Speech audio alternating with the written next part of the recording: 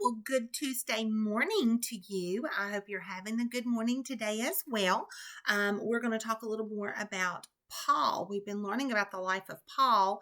And so we're talking this week about how God was using Paul to go to different parts of the world to tell people about him. Before we do that, though, let's go through our Bible verse. You ready? John 3:17. For God sent not his son into the world to condemn the world, but that the world through him might be saved. John 3:17. Let's do that again.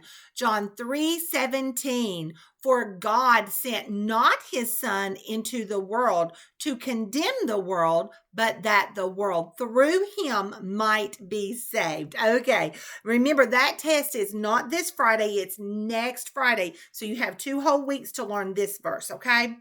Okay, so we've been talking, as I said, about Paul, and yesterday we talked about how he went to Lystra, and how he went to Troas, and how he healed people, and how people remember when he went to the I think it was Lystra, and how he healed that man, and they started to worship him like he was a god, and he was like, no, let me tell you about the true God. So Paul is out now, and he's going out in other countries and other places in the world to spread the gospel. Now, one time Paul had traveled to Jerusalem to preach the gospel.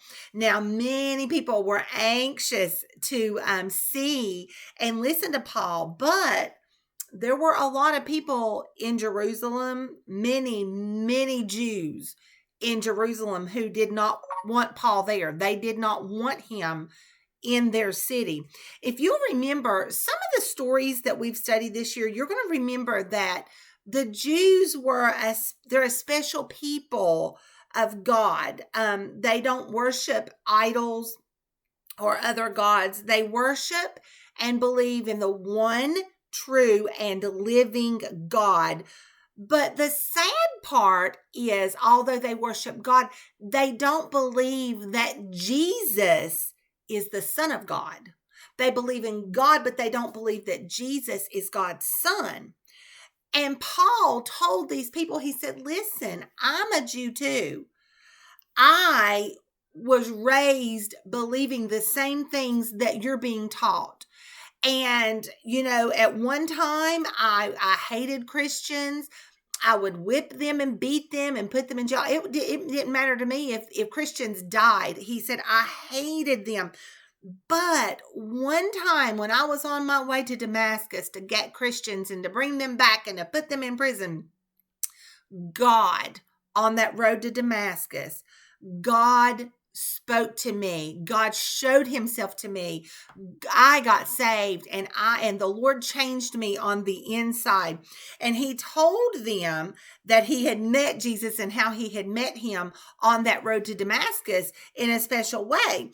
And after he got saved, God showed him the truth. Remember, Paul thought he knew the truth. He thought when he was being so mean to these Christians, he thought they were telling lies. He didn't understand that he's the one that didn't know the truth until God spoke to him that day on the road to Damascus and changed him.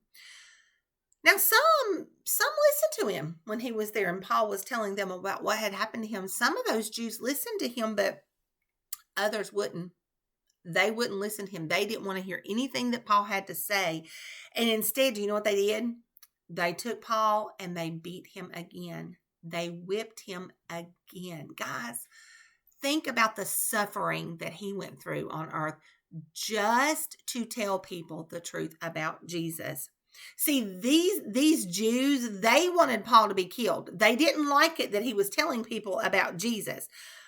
But God had used someone to send, because they had Paul in prison, and God used someone to send word to the soldiers who had come to get Paul and put him in prison, because it wasn't time for Paul to die. God wasn't finished with Paul yet.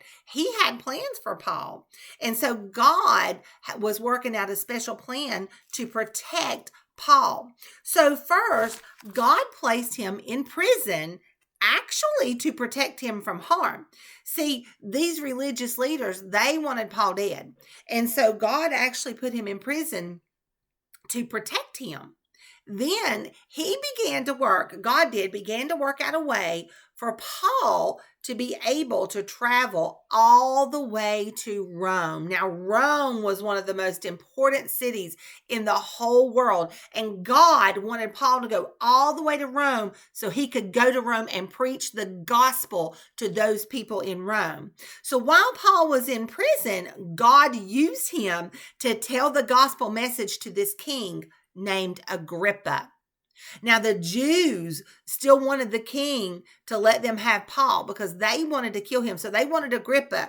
They said, Agrippa, let us have him. We've got to put us into this. We need to put a stop to Paul.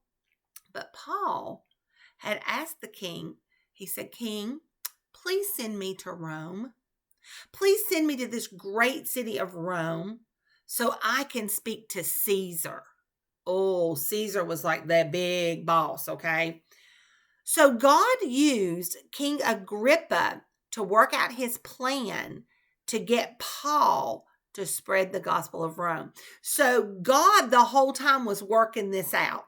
So God used King Agrippa to get Paul all the way to Rome. So Paul was taken out of prison, and he was placed on a ship that was sailing to Rome. Now, he was still a prisoner in chains, but Paul didn't care. He didn't care that he was in chains because he knew he was doing what God said, and he was going where God told him to go, and that God was working out his plan. Even though he had to be a prisoner to get there, he was willing to do whatever God wanted him to do. Now, while the ship was out in the ocean, a great storm arose, and the ship wrecked. Yes, it did. It wrecked.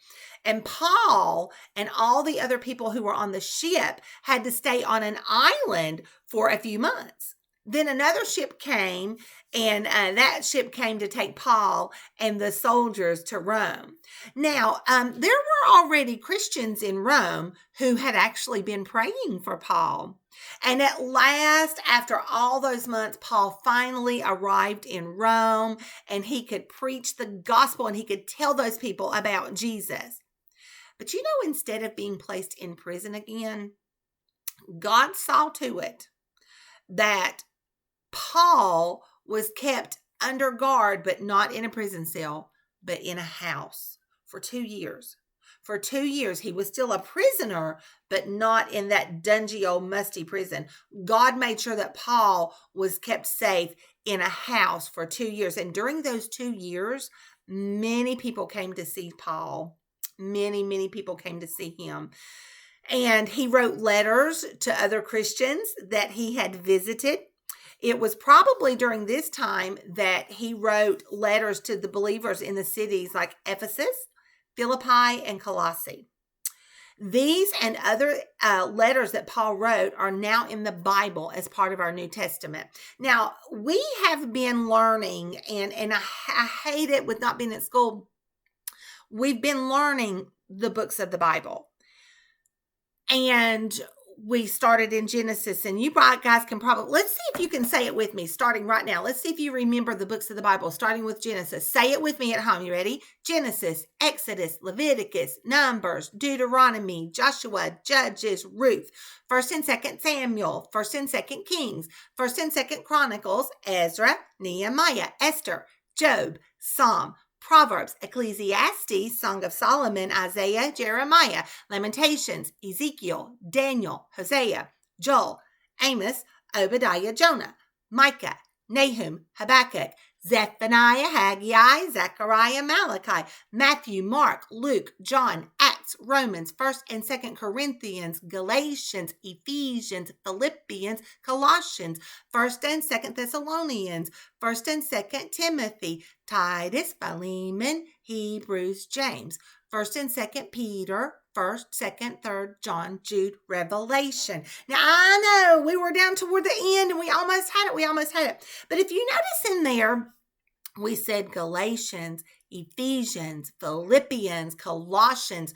Do you know that those books in the Bible were letters that Paul wrote to the people in Ephesus. Like, we live in America and we're called Americans, okay? So the people who lived in the city of Ephesus were the Ephesians. People who lived in the city of Philippi, remember we talked about Philippi? Those people were called Philippians, okay? So the books in the Bible that we have, Ephesians, Philippians, Colossians, Galatians, those are actually letters that God used Paul, that he wrote to those people in that city. So you know what? What I want you to remember is that we don't ever have to be afraid, no matter what's going on around us, because God is going to use them to show us wonderful things. You look at Paul, you look at the life of Paul, and you look how he ended up in prison, how he ended up on the island, now he's ended up in Rome, and how God used him to work out a plan. Do you know God has a plan for you? Yes. Think about it. Paul was beaten. He was put in prison. He was shipwrecked. But through all of those things, God was able to use Paul to begin missionary work all over the world. And he used Paul to spread the gospel to many, many people. He used Paul to start many churches in many cities. He used Paul to write letters that are now part of our Bibles today. Don't forget that just as God had a wonderful plan for Paul, do you know he's got a wonderful plan for you, for your life also? Oh, yes. God has a plan for you guys, a special plan for you. And right now, while you're young, you need to make sure that you do all you can to learn about God, listen, obey, and let God speak to your heart as you grow, because God's got a plan for you. Say, Miss Robinson, what could God's plan be? Well, I don't know. I don't know. We've talked about this before. One of you might grow up to be a missionary. The Lord might have you to be a missionary. One of you may be a doctor, maybe a nurse. One day you might be taking care of Miss Robinson. I might be going to the doctor, and you might be the nurse to come in and take care of me. You might be a teacher. You might be a preacher, fellas. I don't know, girls. You might be, you know what? The Lord might have you stay home and take care of your children. But whatever it is, God has a plan for you. So don't forget that. You look at the life of Paul, and you look at how God used him, and God had a plan for him. But that plan was for Paul. Paul had a different plan for Peter, and he had a different plan for John, but this was God's plan for Paul. And just like he had special plans for them, he's got a special plan for you. So don't ever forget that. All right, guys, I love you, and I'll see you next time, okay? Bye.